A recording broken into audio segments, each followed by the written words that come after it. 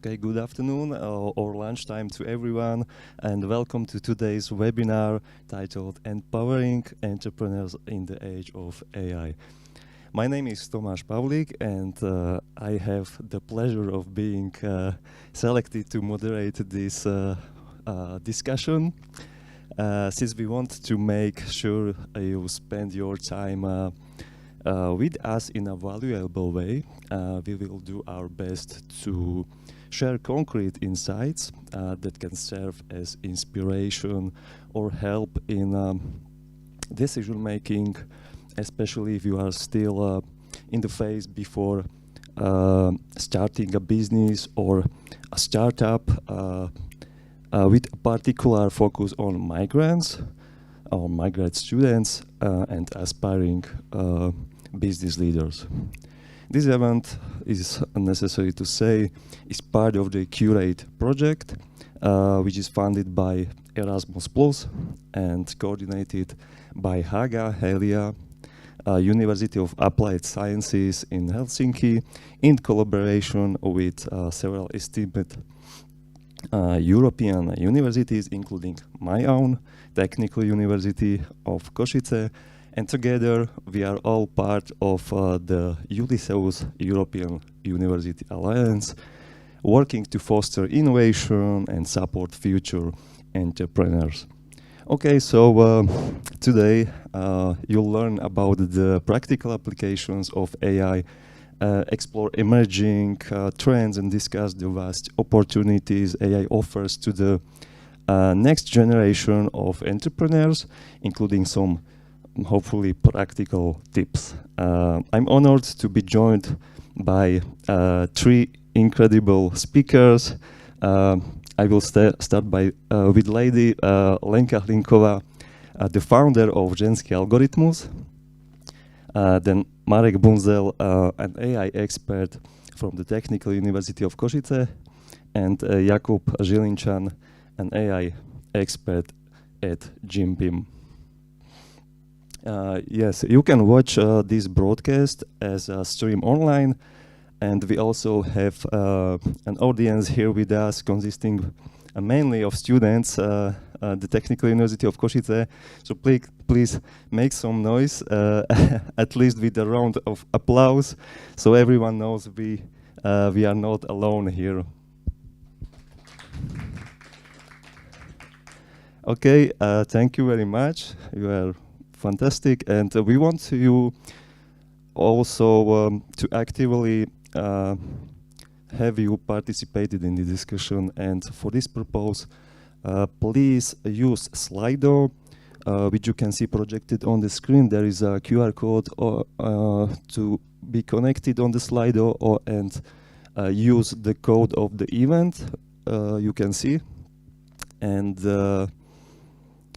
feel free to use or feel free to ask anything possibly you are interested in, and we will do our best to answer these questions either during the discussion or at the end.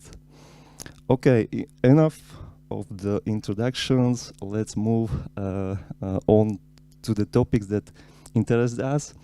Jakub, Jim Beam is known for using technology and data to optimize its business, and I'm sure you have a great overview and solid market research on this. And I'm curious, what does the real implementation of AI in industry look like today? Yes, thanks for having me. So from Jim perspective, yes, we are one of the fastest growing fitness companies actually in the e-commerce.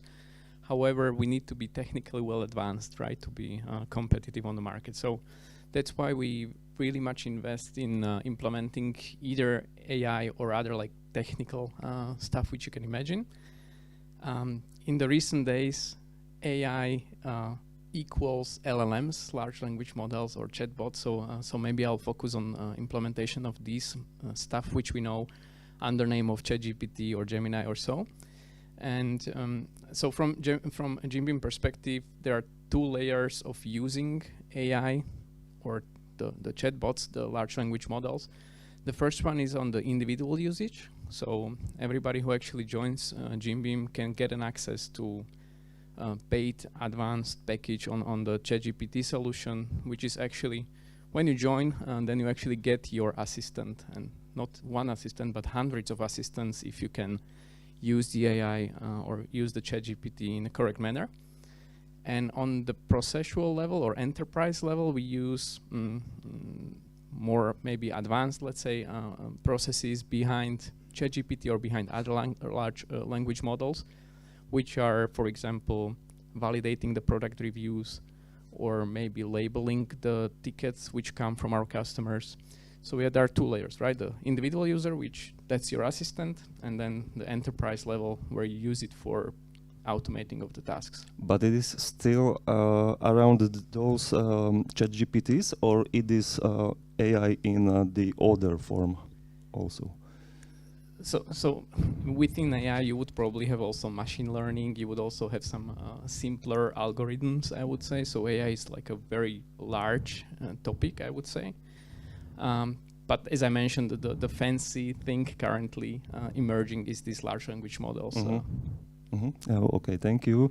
And Marek, the same question for you from the perspective of a researcher. So what does the real implementation of AI in industry look like today?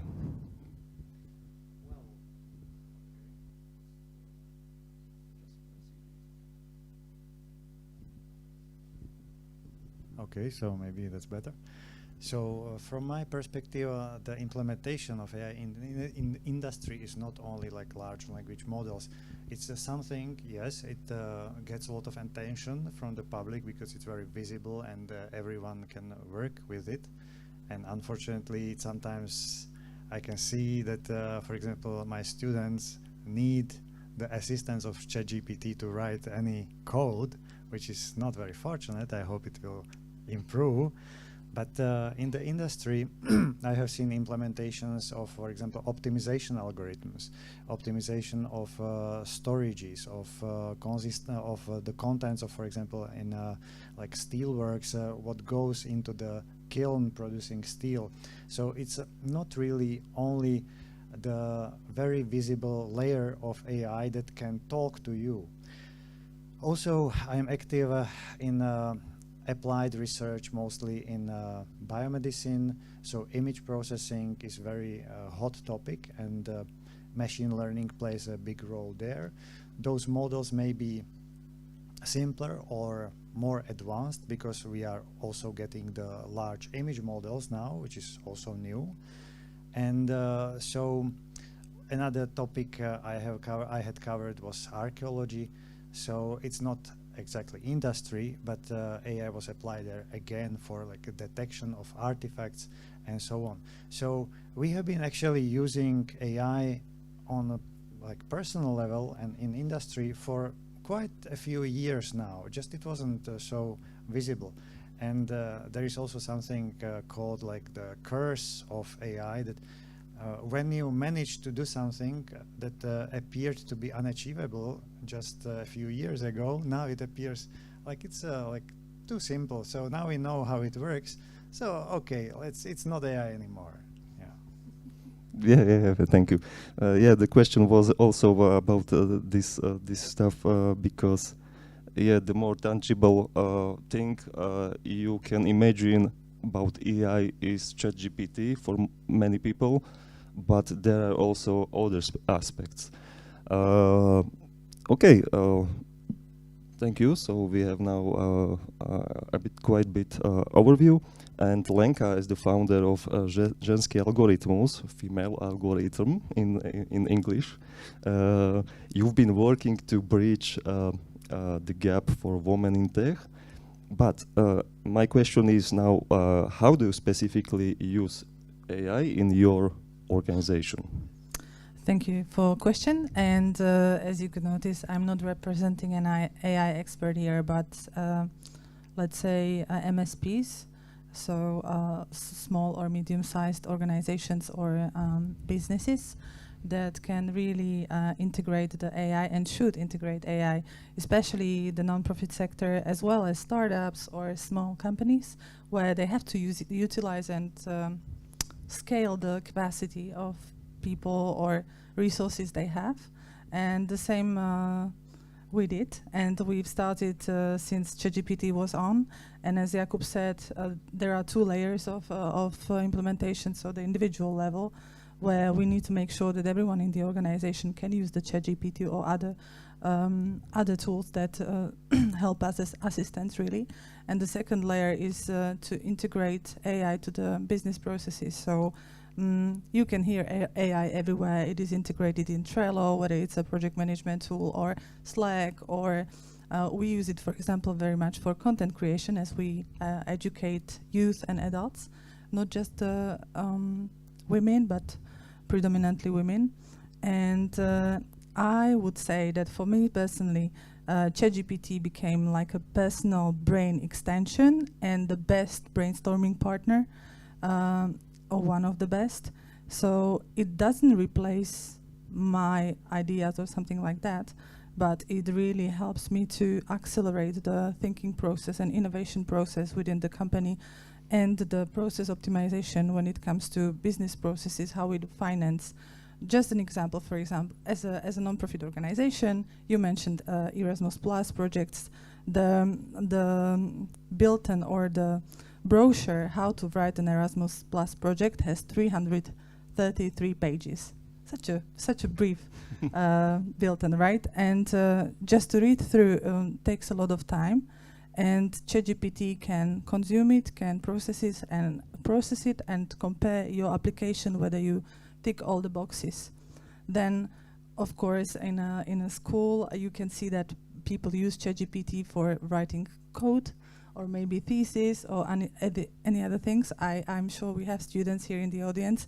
You already know that there is also another tool, AI detector, where you can clean up all the spots and the proofs that you used an AI. So I don't think that the future of using AI is that we won't use it, but we can't use it as a replacement of our brain, but as an extension.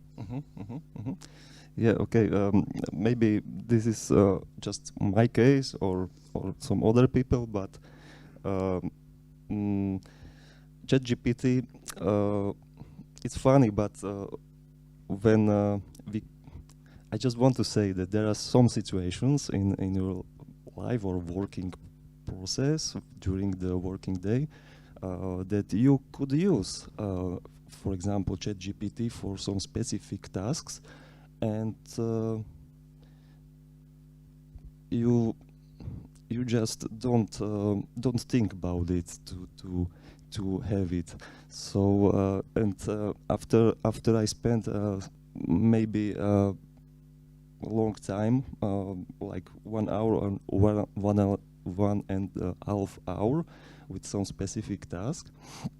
After that, I just think about it that I should use ChatGPT. So I just wanted to say that I'm still in this phase. I don't know whether it is the same case with young people, with students. They are growing up with those tools like hand in hand, but this is my case. I don't know whether.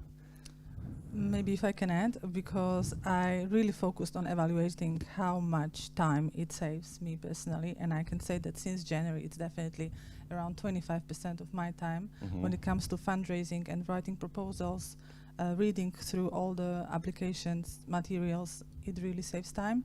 The second thing where it saves time is for example, we get a lot of quantitative feedback materials, so evaluating qualitative data. It is perfect, right?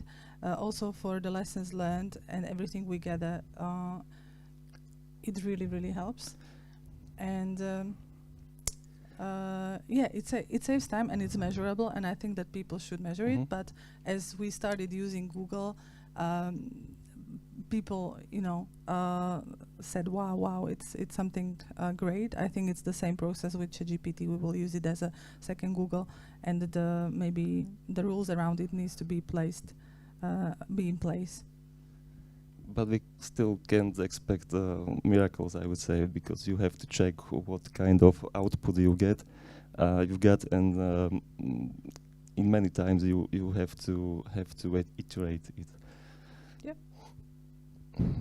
Yeah, I actually want to confirm about this time savings. I don't have it measured in a minutes manner, but I can definitely say that I became 10 times more productive, I would say.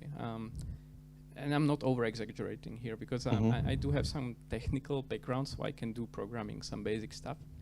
And once you speak one programming language, then it's kind of easy to scale it further, because it's you know the logic, right? And in the recent days, I started as a web developer, but now I'm able actually to replicate stuff through let's say Python or other scripting languages, or actually I'm able to automate the stuff through the Google Sheets very much. And that's why I'm saying that everything what can be automated now, I'm able to do it because I write my own code, because ChatGPT writes my own code. And I really welcome it, but I have the background, I want to say. So I had to learn it the hard way, and now I can use the assistant because I understand the output which is given to me. And sorry, one more thing about this overusing ChatGPT over Google. I would say this is actually not a best practice to use the large language model for browsing. So for this, Google is well optimized, and we shouldn't then pass the prompt to ChatGPT that, I don't know, give me the 10 best movies out there, because what it does, it goes to the searching algorithm actually, then browses those pages, those few pages, and summarizes the content from that pages. However, your behavior on the Google would maybe be different, right? You wouldn't click on some less reputable pages, or maybe went through more pages to scroll. So agree that you have to actually check the output. Is there something more specific you would like to say? Because I had some very similar questions to you. How do you use AI in your organization? And you partially answered it. I really want to double on that coding through that, or maybe data analysis is also very nicely behaving also within ChatGPT. Translations work very well. But some people say that ChatGPT is not very good at those programming stuff. Can you confirm? If I just may say, well, I don't want to turn this into some promotional session for ChatGPT. Yeah, well, it's a great help. That's true. The thing is, it's not creative. That's one thing. It just reiterates what has been created already.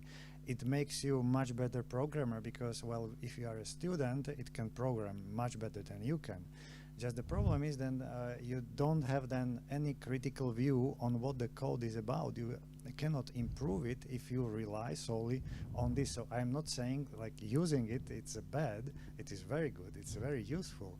Just everyone first needs to learn the basics. So from that point of view, it can be damaging to creating new talents that will create new algorithms.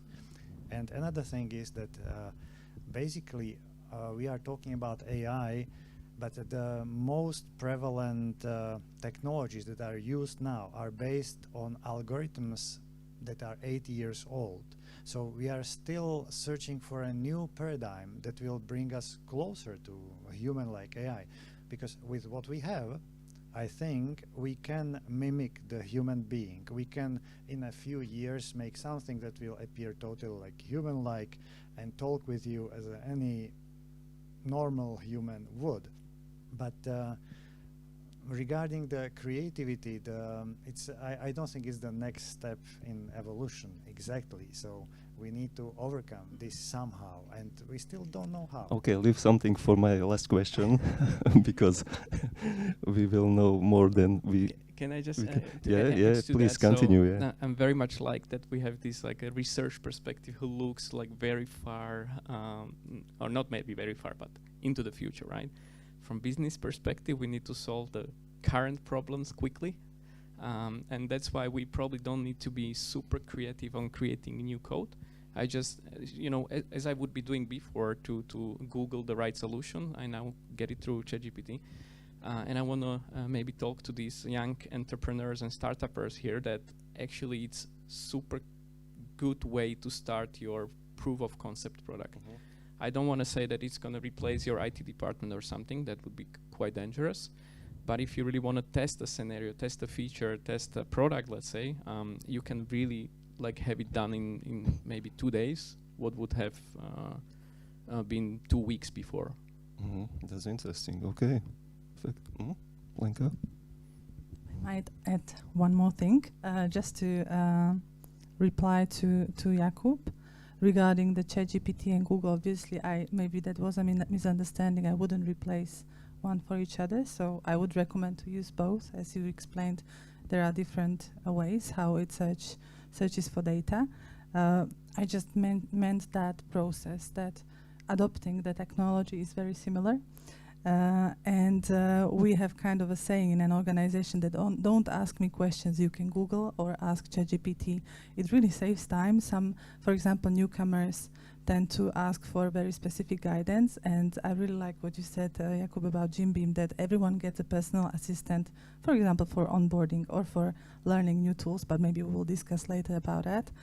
And maybe to reflect on Marek, because we really don't want to make an advertisement for one tool here, I would mention maybe Canva, another great tool for startuppers for creating designs.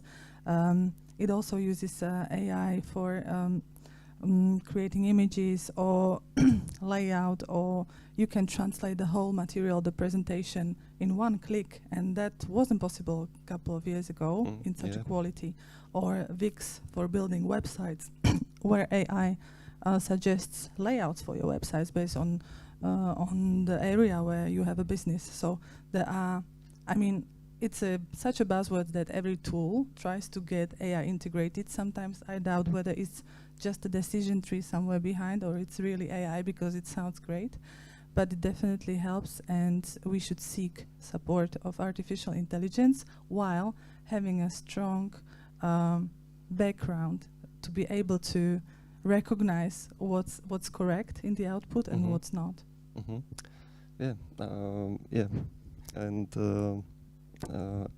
I agree, and I'm definitely, my opinion is that you have to have a specific some specific skill to be relevant for working with ChatGPT. You have to know how to input the prompt into it and how to work with him,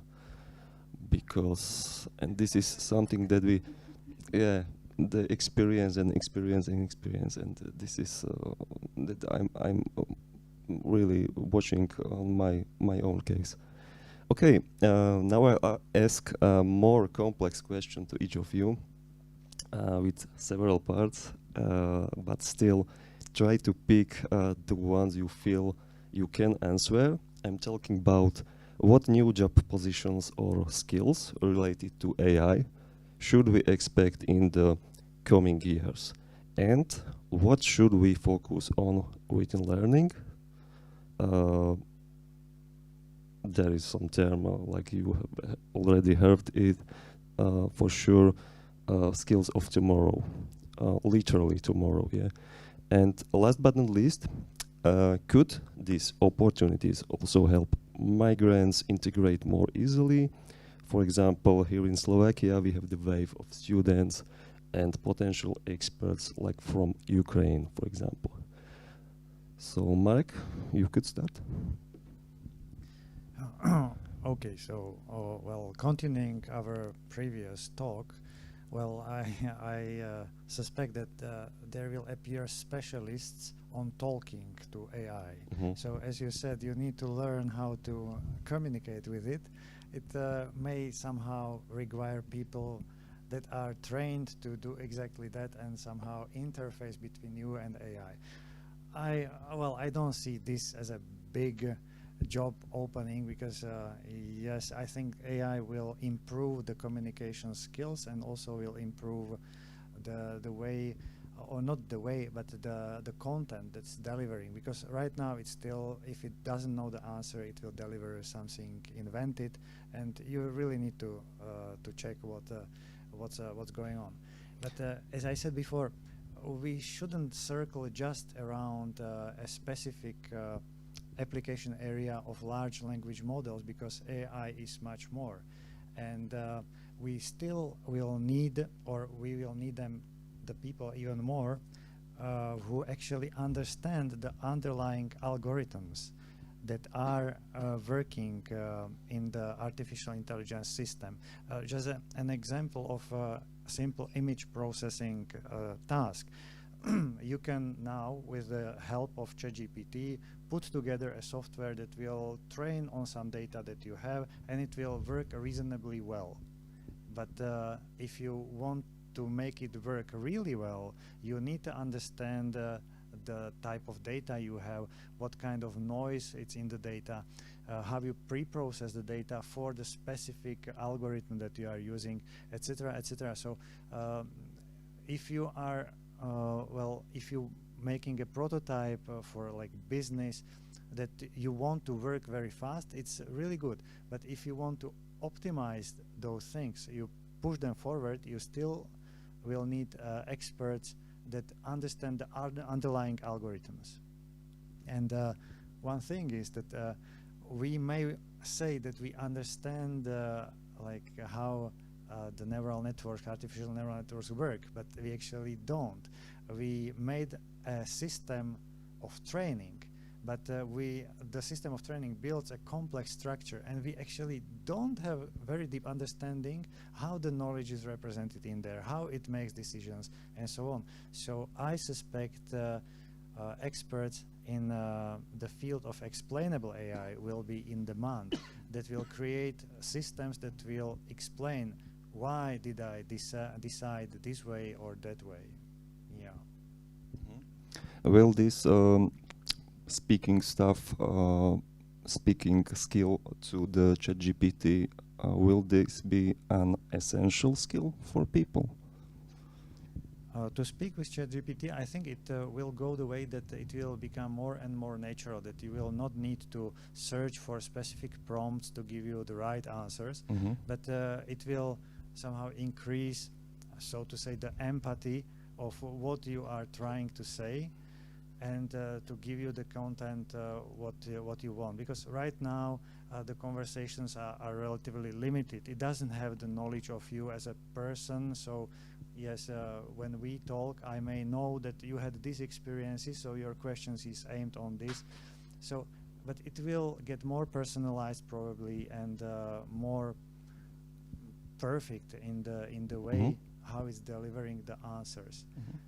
But still, again, we will need to create something that goes beyond this.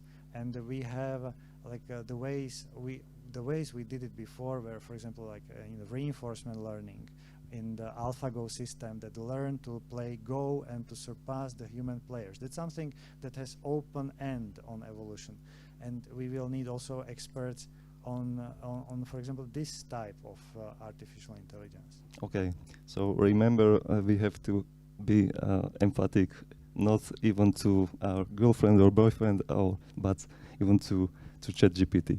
To our future masters, you want to say. Yeah. Okay, Lenka, if you remember the questions, Sure. the bundle of questions. I can follow up on what Marek has said, and I would really, when it comes to skills of future, emphasize the skill to ask questions. And let me give you some examples. As we, in past 4 years, we trained about 12,000 adults and youth, girls and boys. Every summer we have a coding camp for girls here in the premises. And when they learn coding or any technical skills, it's supposed to be a discussion. And usually they are very, very quiet. And the same actually comes in when we come to the companies where we train employees. And again, we ask everyone understands and everyone is quiet. So apparently our school system doesn't teach people how to ask questions, not even structured questions or maybe arguments.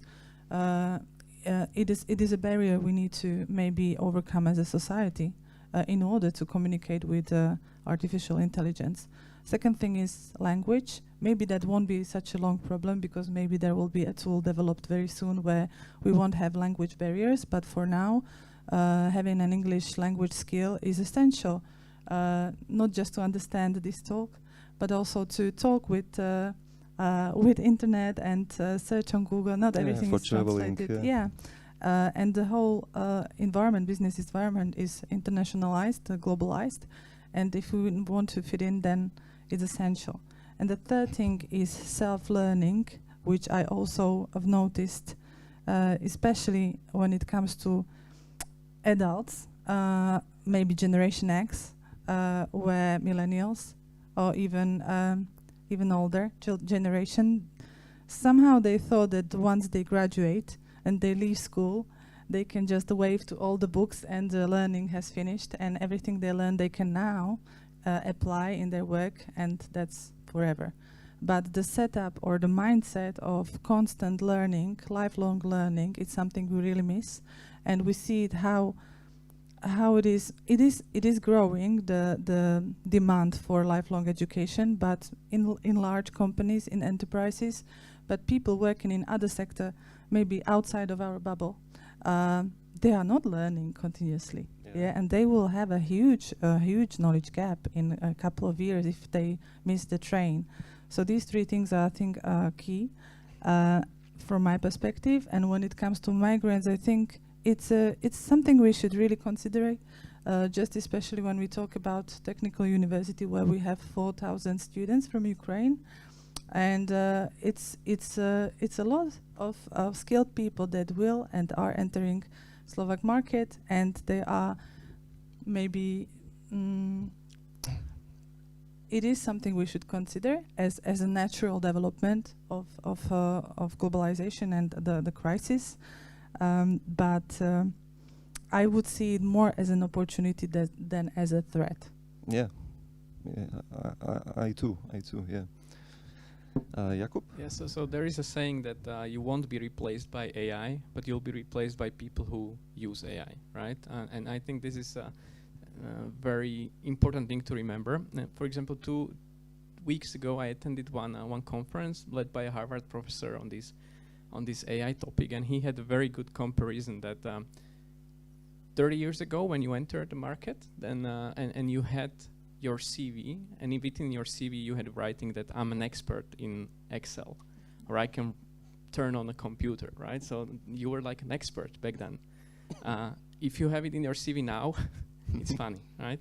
And this will gonna happen with AI, machine learning, LLM, or whatever, however you define it as an AI. In 20, 30 years, we will find it funny when somebody says that he's an expert in AI, because everybody will be using it on a daily basis. But I still don't feel like an expert in Excel, so. Yeah, but you can turn on the computer, right? I hope so.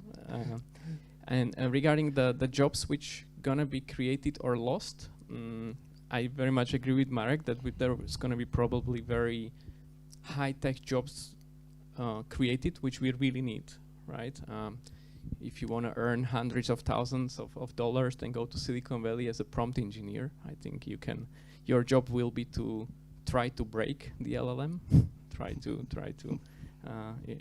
give it the prompts which gonna break it essentially, and that's how you improve the system. So you're gonna create some kind of these high tech jobs, but in general, for us, I don't think we are so much in threat, as long as you are able to use at least basic skills within let's say large language models, because also regarding the context of migrant students or non-migrants or whatever, but if you are in a job market and this person can be twice as effective as that person, then of course you're going to choose the more skilled one.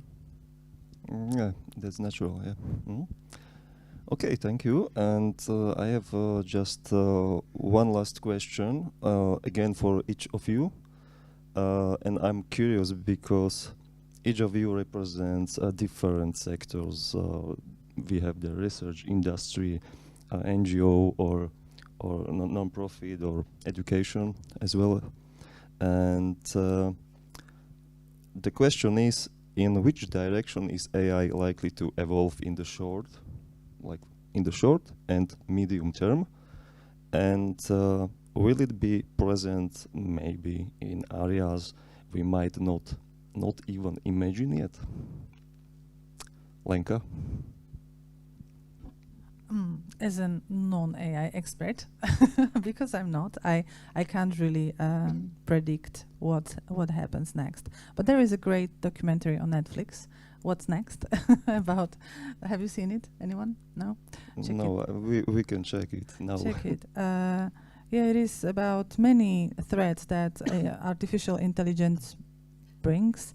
And same as with any technology, I have a feeling from just observation of what's happening, that the innovation and development goes further and the risks are somewhere behind, and not everything is solved when it comes to risks of how we use it, how it can turn against us, etc. So I think the security is a very important element of development of any new technology. We should think about also the dark side of it, not just about how it can help the society, but how it can also, I wouldn't say destroy, hopefully not, because I think that it is the opposite of intelligence that will destroy us at the end. But maybe how to use it safely, how to make sure we have some kind of rules in place before it is launched to masses who can maybe abuse it, and so that it really brings benefit. So security is, I think, a concern of me. Yeah, and I can see we can invest enormous financial tools into such security issues nowadays. So I hope we realize it, all of us. Okay, Marek? Okay, so like from the perspective how or where it will evolve, I think the current trend of growing in size more than growing in quality will continue for a few more years. As I said, we are utilizing basically the same technology for many years, and but we made it work very efficiently now. We have very efficient models that are much bigger than they used to be 20 years ago. So this opens new ways how they can operate. And yes, I think soon we will be able to replace human labor in many sectors by artificial intelligence. The question is not exactly how AI will affect us, but it's about how we will use it, how we will deal with the implications that, for example, we may need to work much less to sustain our lives, and if this will lead to the situation that we will all have better lives, or that maybe some minority will profit on it and the rest will be poor. Yes, so it's a tool. Again, as nuclear power, it can be used for the good or for the bad, and it's us who has the saying.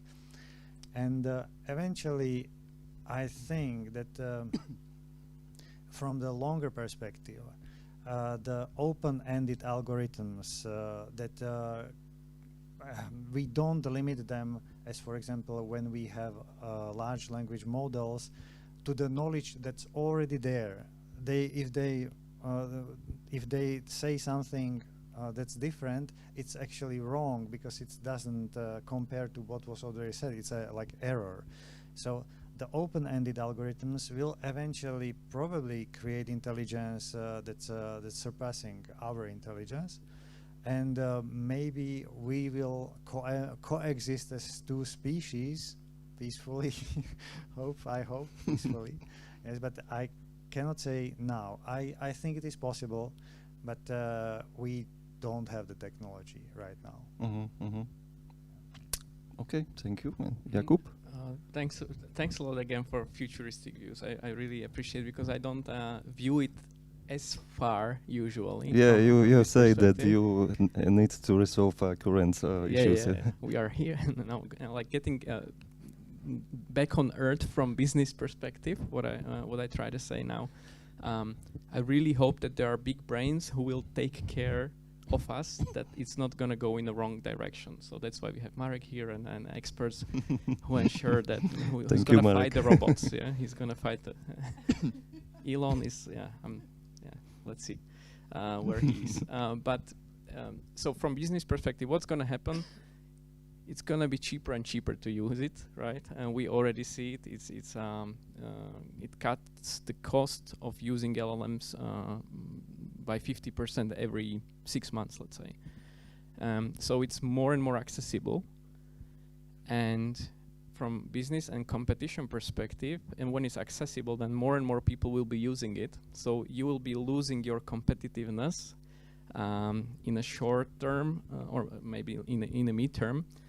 So that's why you still have to be more and more creative how to use better the AI, how to use better systems, how to get better in quality maybe. So long story short, what I'm trying to say is that the people who won't be using it won't be competitive. And in the midterm, everybody's going to use it. So the people who use it already now need to think of ways how to distinguish themselves in the midterm. Okay, Lenka has something to add. Maybe just to bring it back to us, and maybe one thing for startups. So what can they do for future, for the acceleration of their businesses? So really just to use again, we mentioned ChatGPT, but any other assistant to, for example, think about business models or things that are discussed in startup accelerators. There is not so much time during the acceleration process to maybe spend quality time with every startup, but they can continue the discussion with ChatGPT at home. But what's important is to give context. The open questions to ChatGPT without context, there is no value in the answer. So giving the context, what do I want to do, what's my current situation, and everything that I can put in gives me a better or higher quality answer and maybe directs me to a right direction. So it can be a mentor to maybe new startups in decision making, in the setup, maybe in processes that can be automated. In the beginning, when we meet startups here in the accelerator, there are usually 2-3 students that just get together and they are multitasking, doing everything. So part of the thing that can be definitely automated, and if they don't know how, they can ask ChatGPT, giving a full context what they're doing, and the ideas coming out are pretty good. Some of them are really considerable, and it could be really your brainstorming partner. Yeah, I definitely agree that there are some rules you have to keep when you inserting the prompts. You have to say as much as possible, but not too much, of course. But otherwise, you cannot expect a relevant output. Yeah.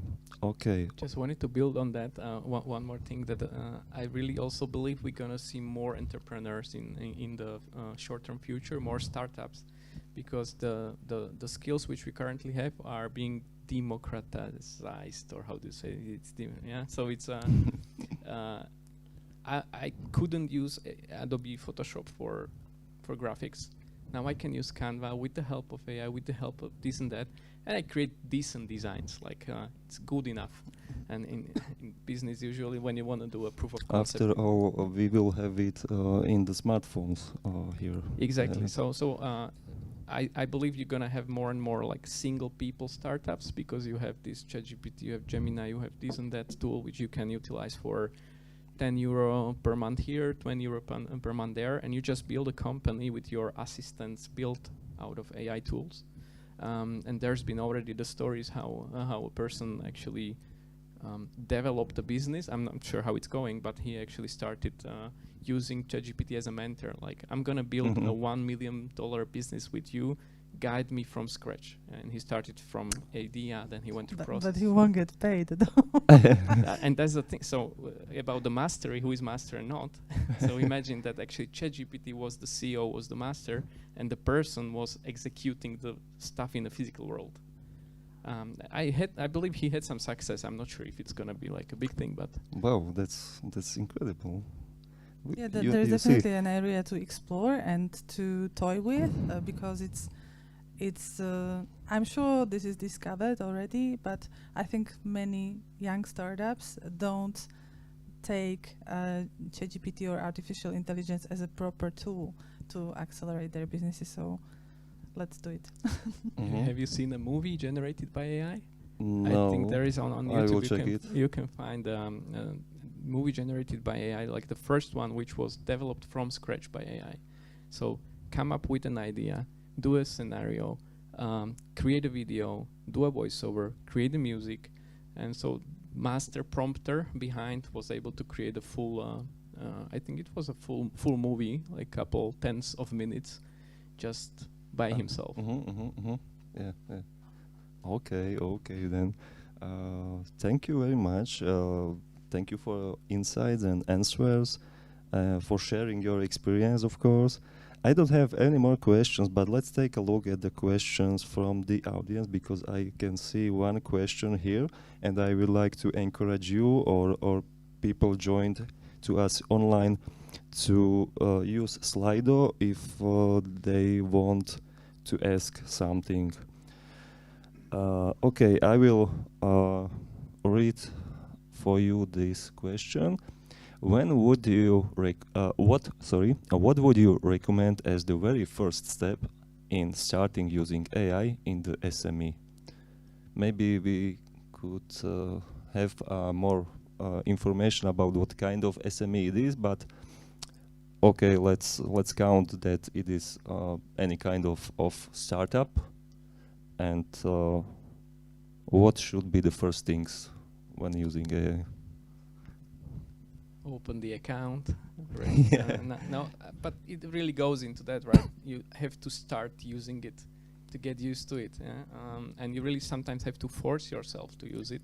So, for example, and this is the learning process. If you, I don't know, process the invoices for 20 years the same way, and you know how to do it, but now you have to force yourself to learn the new skill, how to maybe process it through AI. So maybe my short answer would be to force yourself in trying to use the AI to solve the problems which you are already using, which you are already solving manually. And maybe it was mentioned here, maybe to validate a business plan using this AI. And this may be a question from me. How actually I can validate business plan within using AI? I have done it several times. So you just put in the context everything you do. So I agreed with you, Tomáš. I would probably answer this question this way: validate my business model, whether it is sustainable, whether I can survive and earn profit using this business model. And ChatGPT, based on what business models are in the market, can give me some kind of suggestions that maybe you can adjust this or that, or maybe you can scale your income from these channels. Obviously, there won't be any innovation, but for the current setup, it's fine. And then I can innovate based on what has been developed already. But at least I have an overview, because you can't innovate before you know the current situation. You can't bring an innovation before you know the current status. So at least that current status you can know. You can also grab the model that suits you. Then second step, I would maybe ask ChatGPT, list me all the processes I have to cover within this business, within my organization in the first 6 months. And then you can check, and then maybe you choose 20 out of 50, and you say, okay, I have these 3 persons or people available, they can do this or that, and then you can quickly select that, okay, I don't have these processes covered by any people, I need a person that can handle these 3 tasks, so this multitasker for the beginning. Then another question could be, what of those things can be automated, or which tools are available for project management?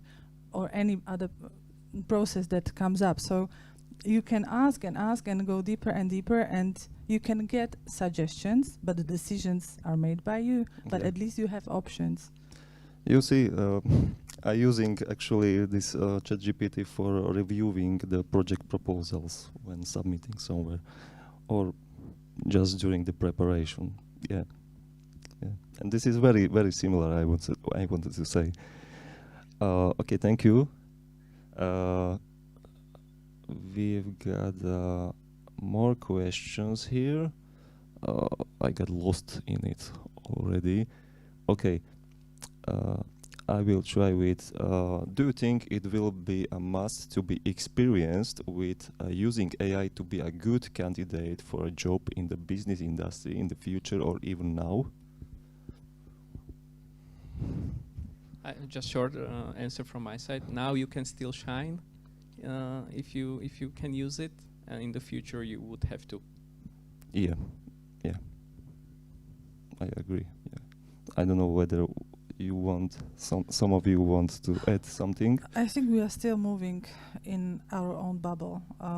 Maybe Marek, you could add something maybe from a medicine or biomedicine, or you mentioned archaeology that you also use artificial intelligence there, or something like more traditional industries. Yeah, so let's get out of the technical maybe industry, because all these answers we give to startups that are maybe in there, but is it really relevant to know how to work with artificial intelligence for people who are outside of technology industry? Okay, so yes, I think it's important, and as you said, well, in the future, everyone basically will come into contact with using AI tools, and it will be something of a norm. Right now, it's still something relatively new, and it can give you some edge over competition, but yeah, in the future it will be a norm. But well, the thing is that right now there are many problems that lie either on the boundary between fields or involve multidisciplinary experts to be solved. And like, for example, in medicine, the doctors are using very advanced imagery, and the imagery needs to be interpreted. So AI tools to help you interpret the imagery are very useful, not even like to help to make your decisions, but to train you how to make your own decisions, to train you how to basically evaluate the imagery. So yes, that's something that will probably cross the boundaries between fields and help the people from different areas to communicate better, and to use the skill set of someone outside of your field within yours. And like from the perspective of archaeology, yes, my colleagues have access to very high valued data from aerial scanning, but it's very tiresome to evaluate manually all the hundreds of square kilometers of land and so on. So the natural tendency was to ask someone, can you help me to automate this process, and so on. And I think in the future the AI tools such as large language models will somehow bridge the gap between that you need to search for someone somewhere to help you to that, to do it yourself. So yeah, that's about it. Okay, thank you very much. We've got some more questions. Maybe I will choose what are concrete example apps for using AI? What applications can I use for my daily life in job as a salesperson, for example? As a salesperson? Yeah, as a salesperson, yeah. Well, start with ChatGPT, which can draft your sales emails. Yeah, try to ask ChatGPT. I would say definitely CRM. Without customer relationship management tool, you can't really do any sales, track deals, leads, contacts. Yeah. For example, we use HubSpot. I recommended it highly, It also has a free version, just to be practical here. So check it. You can integrate it with your Trello, with your Gmail. So once you write someone an email, it automatically goes to HubSpot connected to that contact. So you see the track of the communication, and it has much more features that are interesting. For example, you can select or filter people that visited some of your web pages, not just the website, and then you can base your follow-up communication or targeted marketing just to these people. You have it much more advanced in Jim Beam, I'm sure, because you have a great e-commerce story. If you want to. Nothing to add here. It's very specific. Yeah, because you do sales online, right? So I said more for. I'm sure that you also have some kind of a CRM, but maybe this is for traditional business. But for e-commerce, I'm sure that you use tools to be able to differentiate between customers and to. Maybe I can just quickly, not for a salesperson, but in general, sales in e-commerce. Of course, you can use the tools which are helping you to do the good recommendations for the specific client. So, for example, you can do good recommendations for women specifically, and you show a different website for them. Then when you go to the checkout, you can do some very good upsells or cross-sells. And this all comes to the optimization of the processes. It's not necessarily LLM, but it's part of an AI, how you can connect the data points. Okay, thank you. How is the copyright arranged in the content generated by AI? Who owns such content? I don't know whether you know answer for this. I think it is not. I don't know, just to be straight. We don't know exactly where is the source of those LLMs data, right? Yes, but there are many other questions regarding copyright or ethical questions that need to be answered in the future. But right now, I believe it's like someone provides you a service, and this service provider also decides how you may use the work of art or whatever it is that you generate with the aid of the tool you are using. So I don't know exactly, but the limitations are now, I think, to be determined mainly by the big players. But what is the situation right now is that many people claim they are working with AI or research in AI, but this is mostly applied research, which is not bad. But the basic research, the development of new tools, is right now mostly in the hands of big players like Microsoft, Meta, and whoever corporation that have access to huge resources and huge amounts of data. So these people will probably determine who owns what. Yeah, okay. And maybe last question. I will choose: how can educational institutions better support aspiring entrepreneurs in gaining the skills they need to use AI effectively in their ventures? What can educational institutions do better? Maybe an insight from the industry. What you need? To be honest, I can't complain, because from this university we get good absolvents which join Jim Beam, are very skilled already. Actually, one of them joined us just recently and built a whole chatbot solution for us. So the universities are doing good job. The question is what should the lower education institutions do if it's still built on memorizing stuff. And it probably comes to some kind of a reform in this education. So we move away from memorization as a practice to more understanding the concept, or maybe the critical thinking. I think this is what we need to start learning, because AI models are very confident in answering, and you have to have the critical thinking to evaluate if it's BS or not. Yeah. Yeah. If I may to add, just from the point of educator, like the demand of industry and business can be very variable. Like teach your students to use this tool or that tool, and every company needs something different. So we cannot actually teach the people everything. Yes, and the thing is that it's.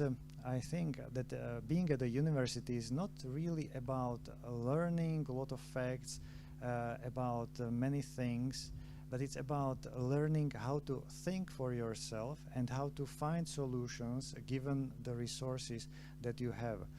And that's the way of modeling the brain behavior. It's not really pouring in some content.